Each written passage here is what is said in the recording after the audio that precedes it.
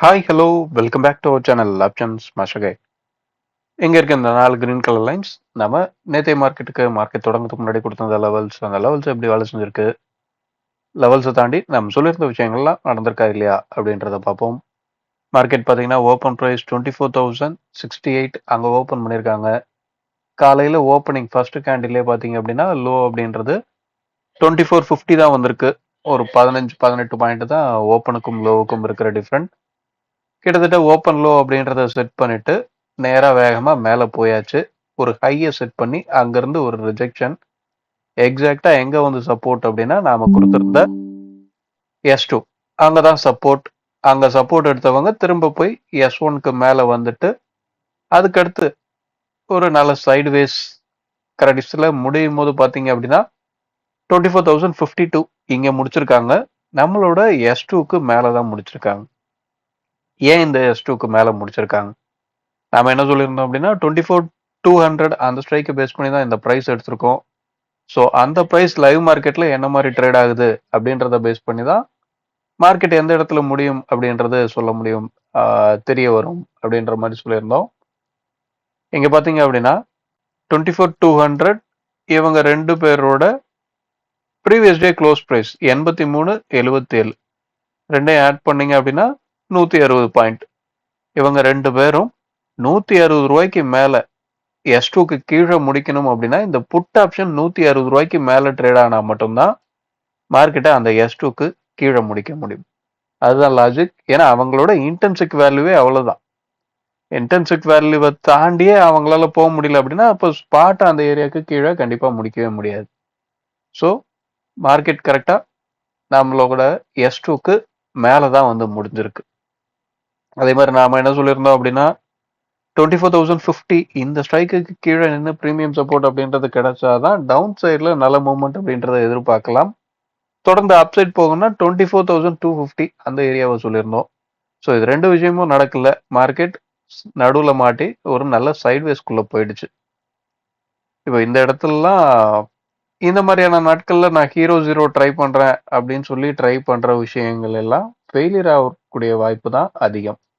ஏன்னா ATM strike கூட average prize first expiry டே அன்னைக்கு அப்ரிசியேஷன் மோடுக்கு போகணும். இந்த ஹீரோ ஜீரோ நடக்கிற எல்லா நாட்களும் பார்த்தீங்க அப்படின்னா ஒரு அப்ரிசியேஷன் மோடுக்கு கண்டிப்பா போகும். காலையில ஒரு 80 பாயிண்ட்ல தொடங்குறாங்க அப்படின்னா கொஞ்சம் கொஞ்சமா அதை கரைப்பாங்க. ஒரு 30-40ன்னு வந்துட்டு சடனா அந்த 40 அப்படின்ற ரேஞ்சில இருந்து 50-55ன்னு இன்க்ரீஸ் ஆகும். இந்த மாதிரியான விஷயங்கள்லாம் நடந்தாதான் அன்னைக்கு ஹீரோ ஜீரோ அப்படின்றது நடக்கும் ஒரு எக்ஸ்பைரி டே அன்னைக்கு. ஸோ இதெல்லாம் கரெக்டா வாட்ச் பண்ணுங்க. எல்லா வாரத்திலையும் நான் ஹீரோ ஜீரோ ட்ரை பண்றேன் அப்படின்னு சொல்லி கேபிட்டலை லாஸ் பண்ணிட்டு இருக்காதீங்க. ஓகே, இப்போ நம்ம நேற்று வரையும் சொல்லியிருந்தது போன கான்ட்ராக்ட் இந்த 14 ஜூலை அந்த கான்ட்ராக்ட். அடுத்த கான்ட்ராக்ட்ல நமக்கு என்ன சொல்லுது, அடுத்த கான்ட்ராக்டோட லெவல்ஸ் என்ன, ப்ரீமியம் சப்போர்ட்ஸ்லாம் என்ன சொல்லுது அப்படின்றத அடுத்து பார்ப்போம். ஓகே, இன்னைக்கு உள்ள லெவல்ஸ் மார்க் பண்ணியாச்சு. என்ன அப்படின்னா 24,259, 24,129, 23,870, 23,740 இதுதான் நம்ம இன்னைக்கு உள்ள லெவல்ஸாக எடுத்திருக்கோம். நமக்கு முந்தின நாளோட ஹை, அதாவது வெள்ளிக்கிழமையோட ஹை தான் நம்மளோட R2 அப்படின்னு சொல்லி கிடைச்சிருந்திருக்கு. சாரி, வெள்ளிக்கிழமை இல்லை, திங்கக்கிழமையோட ஹை தான் R2 அப்படின்னு சொல்லி கிடைச்சிருக்கு. இந்த லெவல்ஸ் எப்படி ரெஸ்பாண்ட் ஆகுதுன்னு பார்ப்போம். இந்த லெவல்ஸை என்னைக்குமே பை செல் பண்ணக்கூடிய ரெக்கமெண்டேஷன் லெவலாக பார்க்காதீங்க. நாம இதை ஆப்ஷன்ஸோட ப்ரீமியத்தில் இருக்க க்ளோசிங் ப்ரைஸை பேஸ் பண்ணி எடுக்கிறோம். லைவ் மார்க்கெட்ல ஸ்பாட் இந்த ஏரியாவை ரீச் பண்ணும்போது அந்த ஸ்ட்ரைக்குங்க என்ன மாதிரி ட்ரேட் ஆகுது அப்படின்றத வச்சு தான் அந்த இடம் என்ன மாதிரி ரெஸ்பாண்ட் ஆகும் அப்படின்றத முடிவு பண்ண முடியும். ஸோ இதை எனக்குமே பை செல் பண்ணக்கூடிய ரெக்கமெண்டேஷனை பார்க்காதீங்க.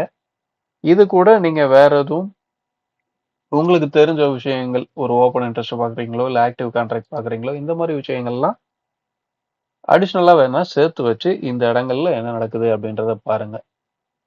ஓகே, இதை தாண்டி ப்ரீமியம் அப்படின்றது பார்த்தீங்க அப்படின்னா இன்னும் நமக்கு மார்க்கெட் டவுன் சைட் போகிறது ஸ்டாப் ஆயிடுச்சு அப்படின்ற ஒரு இன்ஃபர்மேஷனை கொடுக்கவே இல்லை. க்ளோசிங் ப்ரைஸை பொறுத்த வரையும் ஸ்பாட்டோட க்ளோசிங் பார்த்தீங்கன்னா நமக்கு 24,052ல இருக்கு. ஆனால் அடுத்த கான்ட்ராக்ட் நமக்கு இதுக்கு அடுத்து இருக்கிறது பார்த்தீங்க அப்படின்னா 21ஆம் தேதி எக்ஸ்பைரி.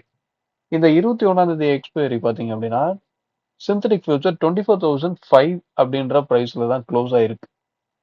ஸ்பாட் க்ளோஸ் ஆயிருக்குது 24,052. கிட்டத்தட்ட 45 பாயிண்ட் பக்கத்துல டிஸ்கவுண்ட்ல இருக்கு ஆப்ஷன்ஸ். ஆப்ஷன்ஸோட பிரைஸ் டிஸ்கவுண்ட்ல இருக்கு. ஸோ டிஸ்கவுண்ட்ல இருக்கு. என்ன நடக்குது? ஓப்பன் பிரைஸ் எங்க கிடைக்குது? ஓப்பன் அபோவ் ட்ரேட் ஆகிறாங்களா? பிலோ ட்ரேட் ஆகிறாங்களா? இந்த ஒரு விஷயத்த சேர்த்து வச்சு பாருங்க. ஏன்னா டவுன் சைட் போறது ஸ்டாப் ஆயிடுச்சு அப்படின்ற கன்ஃபர்மேஷனும் கிடைக்காம இருக்கு. ஸோ க்ளோசிங் பிரைஸ்ல 24,000 இந்த கால் புட் இந்த ஸ்ட்ரைக்ல யார் எந்த மாதிரி ட்ரேட் ஆகிறா? யாரோட பிரைஸ் அதிகமா இருக்கு? யாரோட பிரைஸ் அதிகமோ அவங்க தான் அந்த ஸ்ட்ரைக்கை சொந்தமாக்கிக்க போறாங்க. இதை முழுசா பாருங்க. இதுக்கடுத்து மார்க்கெட் தொடர்ந்து மேலே போகணும், ஒரு பிரேக் அவுட் கிடைச்சு அப்சைட் போகணும் அப்படின்னா 24,100 24,100 இந்த ஸ்ட்ரைக்குக்கு மேலே நின்று ப்ரீமியம் சப்போர்ட் அப்படின்றது கிடைக்கிற பட்சத்தில் ஒரு ரிவர்சல் அப்படின்றது கிடைக்கக்கூடிய வாய்ப்பு கிரியேட் ஆகும். ஸோ இந்த இடங்கள்ல என்ன நடக்குது அப்படின்றத வாட்ச் பண்ணுங்க. ஓகே, மார்க்கெட்டை ரொம்ப காம்ப்ளிகேட் பண்ணி பார்க்காதீங்க. மார்க்கெட்டை சிம்பிளா பாருங்க. ஆப்ஷன்ஸோட ப்ரீமியம் இதுதான் ஸ்பாட்டை நகர்த்துற விஷயம். ஸ்பாட் என்னதான் லாஸ்ட் 5 மினிட்ஸோட கேண்டில் உங்களுக்கு 24,035 அங்க முடிஞ்சதுக்கு, ஆனா க்ளோசிங் அப்படின்றது 24,052 அப்படின்ற பிரைஸ்ல கொடுத்துருக்காங்க.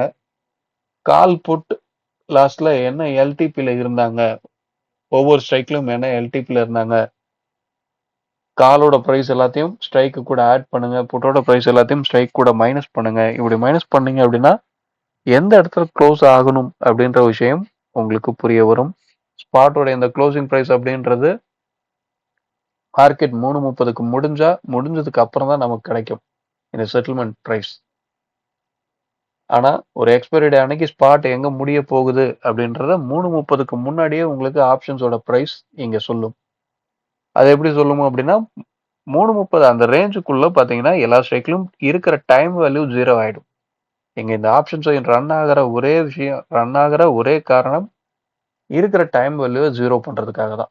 அதுக்காக தான் ஆப்ஷன் செயின் அப்படின்றது ரன் ஆயிட்டு இருக்கு. ஸோ இந்த இருக்கிற டைம் வேல்யூ 0 பண்ணணும்னா டிகே பண்ணணும். இது எப்படி டிகே பண்றாங்க அப்படின்ற அந்த டிகே எந்தெந்த இடங்கள்லாம் என்ன மாதிரிலாம் நடக்குது அப்படின்ற அந்த லாஜிக்கை மட்டும் புரிஞ்சுக்கோங்க. புரிஞ்சு ட்ரேட் பண்ணுங்க.